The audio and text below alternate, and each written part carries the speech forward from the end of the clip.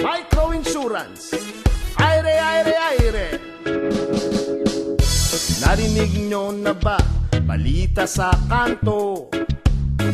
Headline ito sa TV, dyaryo at radyo. Di naman daw kailangan na ikaw ay titulado para mabigyan ng mga benepisyo. Yo, yo, yo!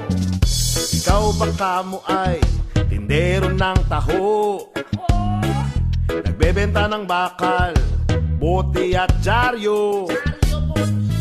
Empleyado sa opisina, maliit naman ang sweldo, kayo'y may sagot na sa seguridad mo.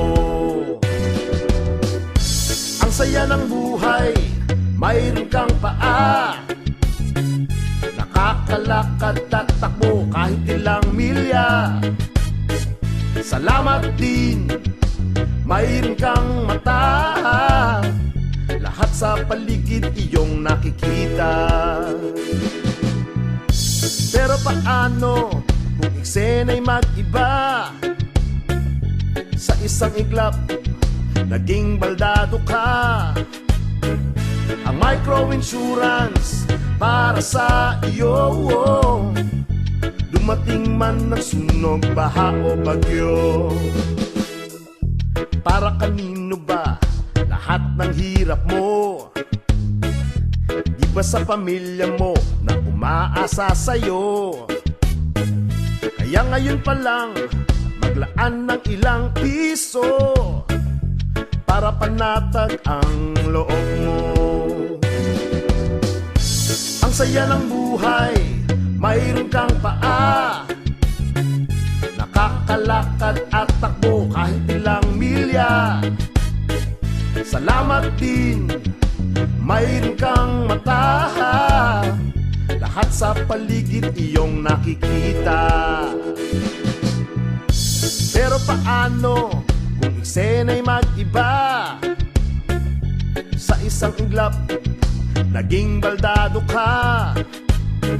Ang microinsurance para sa iyo, dumating man ng sunog, baha o bagyo. Hey! Microinsurance para sa iyo. Maging alerto, maging matalino, magpasiguro para protektado. Ang saya ng buhay, mayroon kang paa, nakakalakad at takbo kahit ilang milya. Salamat din, mayroon kang mata, lahat sa paligid iyong nakikita. Pero paano kung eksena'y mag-iba? Sa isang iglap, naging baldado ka. Ang microinsurance para sa iyo, dumating man ng sunog, baha o bagyo.